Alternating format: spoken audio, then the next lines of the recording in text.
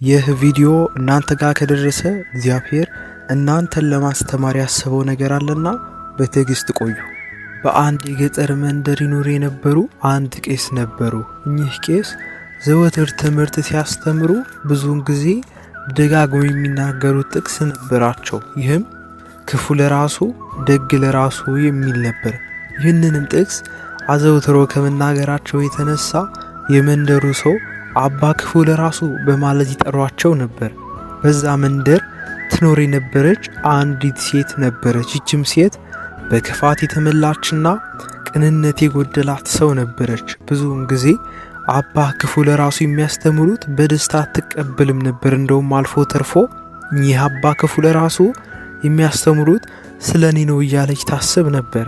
ከዕለታት አንድ ቀን ማህበር ደግሳ ቤቱ በደምተኛ በእንግዳ ተሞልቶ ሳለ አባ ክፉ ለራሱም በዛ ግብዣ ተካፋይ ነበሩ። እሳቸውም ከሱ ጋር ሲበሉና ሲጠጡ ሲጫወቱም ነበር። በመሃል ተነስተው እንደ ልማዳቸው ትምህርት ማስተማር ጀመሩ። በትምህርቱም ውስጥ ብዙ ጊዜ ልጆቼ ሆይ ክፋትን በሰው ላይ አታድርጉ፣ ስራ ለሰሪው እሾህ ላጣሪ ነውና እያሉ በምሳሌ ህዝቡን ያስተምሩ ነበር። እቺ ሴትም አሁንም ቤቴ ድረስ መጥተው ስለኔ ክፋትን ያወራሉ ብላ በቁጣ ተነሳች።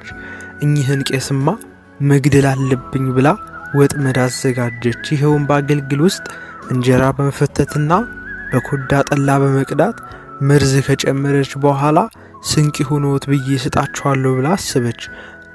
በሐሳቡም ተደሰተች። እንዳሰበችው ልታደርግ ወሰነች። አባም ሁሉን ካደረጉ በኋላ በሉ ልጆቼ መንገዴ ሩቅ ነውና ሳይመሽብኝ ለሂድ ብለው ተነሱ። በዚህን ጊዜ ያቺ ክፉ ሴት ተነስታ ያዘጋጀችውን ስንቅ ይሁኖት ብላ ልትሰጣቸው ስትዘጋጅ እሳቸው ግን አሁን በላው ጠግብ ከዚህ በላይ አስፈልገኝም ቢሏትም እሷ ግን በግድ አይሆንም ብላ ሰጠቻቸው። እሳቸውም እግዚአብሔር ይባርክሽ ለኔ ደግ እንዳሰብሽ ብለው አመስግነው ጉዟቸውን ወደ መንደራቸው ቀጠሉ።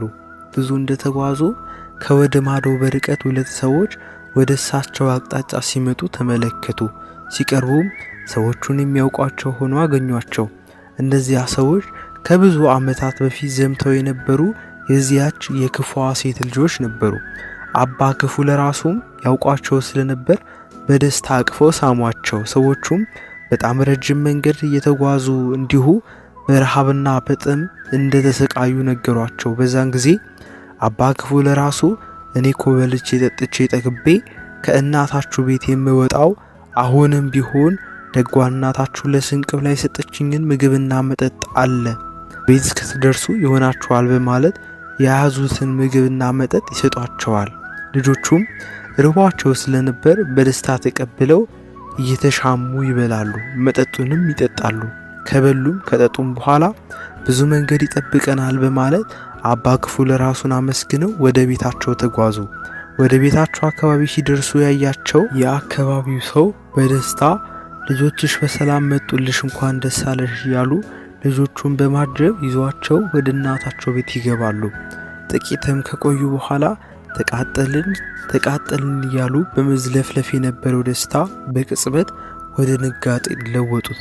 በዚያን ጊዜ ልጆች የምነካችሁ በማለት ብትጠይቃቸው እነሱም በመንገድ በጣም ርቦን ነበርና አባ ክፉ ለራሱን አግኝተን አንቺ የሰጠሻቸውን ምግብ ሰጡንና በላን፣ እንዲሁም መጠጡንም ጠጣን በማለት የገጠማቸውን ይነግሯታል። በዚያን ጊዜ በጣም በመደንገጥ እሷም እውነት ክፉ ለራሱ በማለት ልጆቿ እንደማይተርፉ አውቃ በሉ የሬሳ ሳጥን ግዙልኝ ብላ ለጎረቤቶቿ ነገረቻቸው። አያችሁ፣ ለሰዎች ክፉ ማድረጋችን ዛሬም ሆነ ነገ መክፈሉ አይቀርምና በቻላችሁት አቅም ለሰዎች ክፉ ነገርን አታድርጉ ብዬ እመክራለሁ።